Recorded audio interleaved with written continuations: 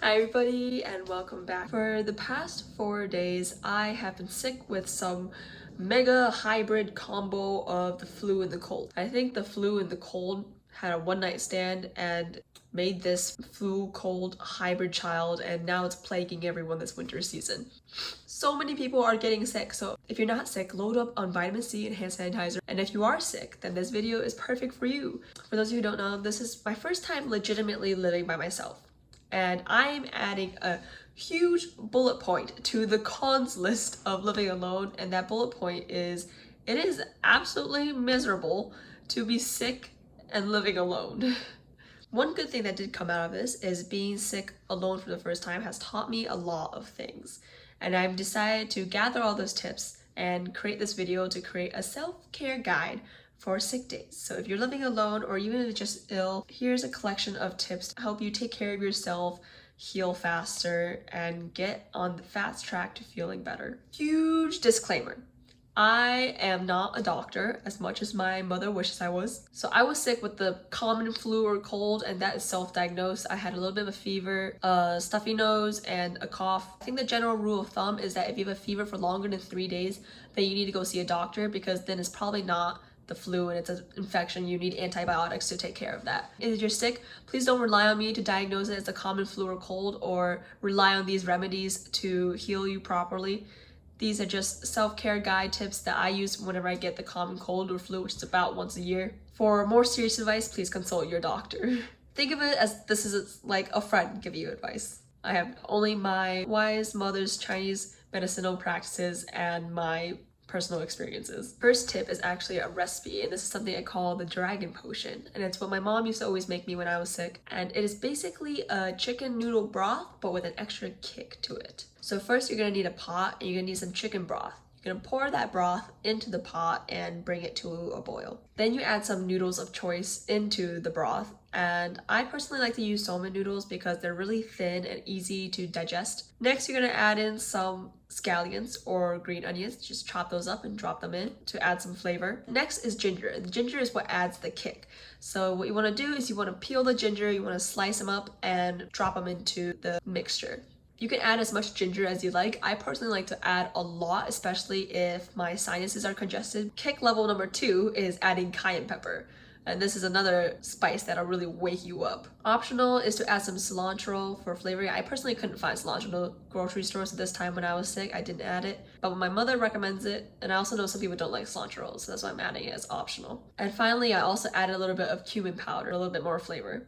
This dragon potion is my golden grail when I am sick. Like, I put so much ginger and so much cayenne pepper in it that when I'm drinking this, my eyes are tearing up, my nose is running, because it just burns through all my clogged sinuses and congested cavities. Like, eating the noodles themselves doesn't really give me the burn effect, but it's when I drink the soup. The next key part to taking care of yourself when you're sick is hydration.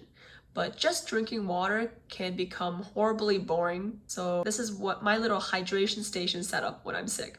So first, I like to drink vitamin C. I don't think there's any true science to back up that vitamin C boosts your immune system. I like to get these emergency vitamin C powder packets that you mix with water to create a juice.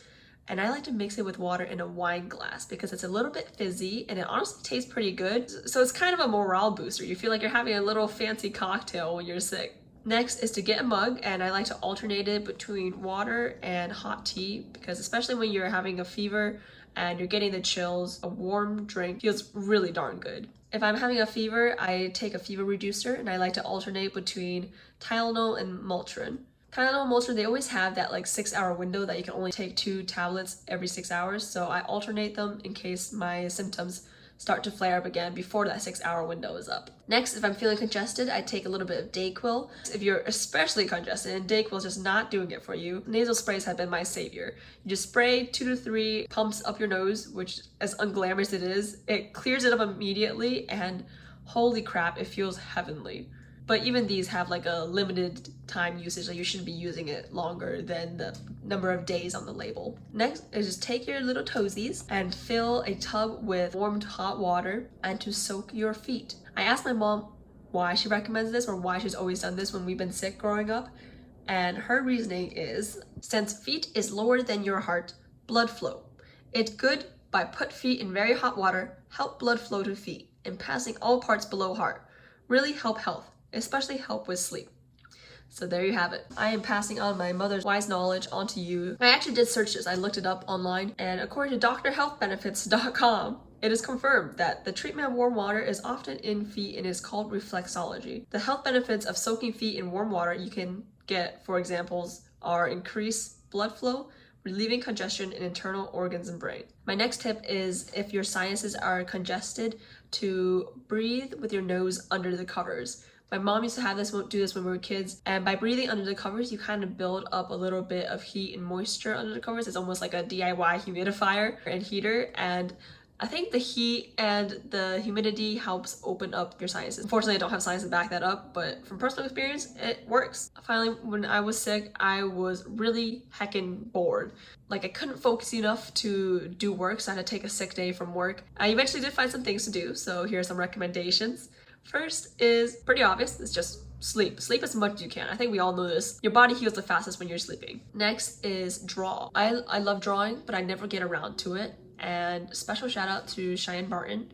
Hopefully I'm saying her name right. She's also on YouTube. I'll link her channel down below. She is one of my favorite illustrators.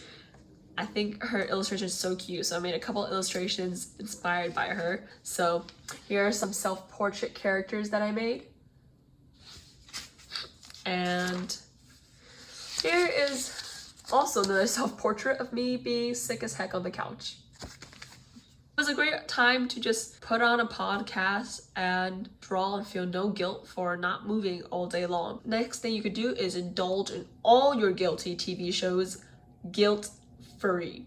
So I watched The Bachelor, and I have this personal theory that they picked Peter as the Bachelor instead of Mike because of the drama potential with Hannah Brown. I'm pretty sure the producers probably sat in a conference room and were like, okay, we have to choose between Peter and Mike. But Peter is probably not fully over Hannah Brown yet, so we can keep bringing her on the show to create more drama, and that is juicy content.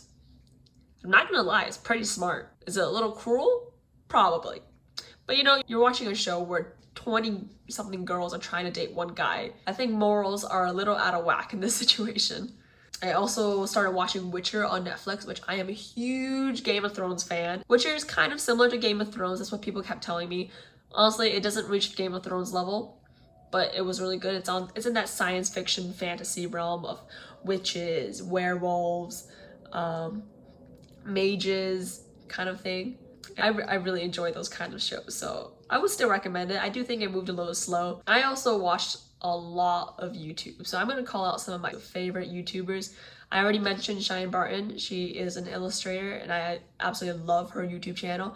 I love Where I Live. She's kind of a fashion, lifestyle, and she's huge on sustainability. I also love Natalie Barbu. She actually studied engineering in college as well, and it's really hard to find public or online women engineering figures because, one, there's a scarcity of them in general, and two, the whole influencer, content creator, YouTube world doesn't really intersect with the engineering world very often. And that's honestly one of the huge motivators for me to go on this online platform, is to be a woman engineer, be that representation on the online platform that is a huge growing platform for younger generations nowadays. And also, I just love YouTube. It's so many good videos, and it's such a creative hub. There's so many things I've learned from YouTube. And if you're feeling especially unwell, I know sometimes when I feel really unwell, I can't even look at a screen. The next best thing is listening to podcasts, just laying in bed with your eyes closed and listening to a good podcast. But thank you for watching this video. Honestly, this video was a struggle to film. Couldn't breathe for half of this video. I'm still pretty sick. You can probably hear it in my voice. And I look like kind of a mess.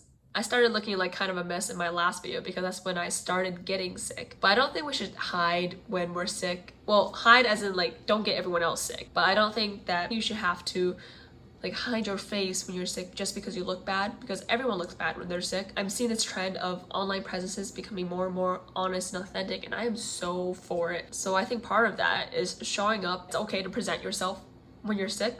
Like, there's nothing to hide. But yeah, thanks for tuning in. Comment below, let me know if you have any self-care tips for sick days. Let me know what you think of this video, like it if you enjoyed it, and subscribe if you really like the video and want to stay tuned for more. So for those of you out there who aren't sick right now, it's a reminder to be so grateful that you don't have a fever and are shivering under the blankets, because I know when I'm healthy, sometimes I take that for granted. And if you are sick, I'm sending some good juju your way, and I hope you feel better soon. And that's all I have for now. Thanks again, everybody. Bye. Young age, trying to make a bit. Now that I'm up, they all on my dick. No contractions, never thrown a brick. Just trying to keep it cool like it's ice on my wrist.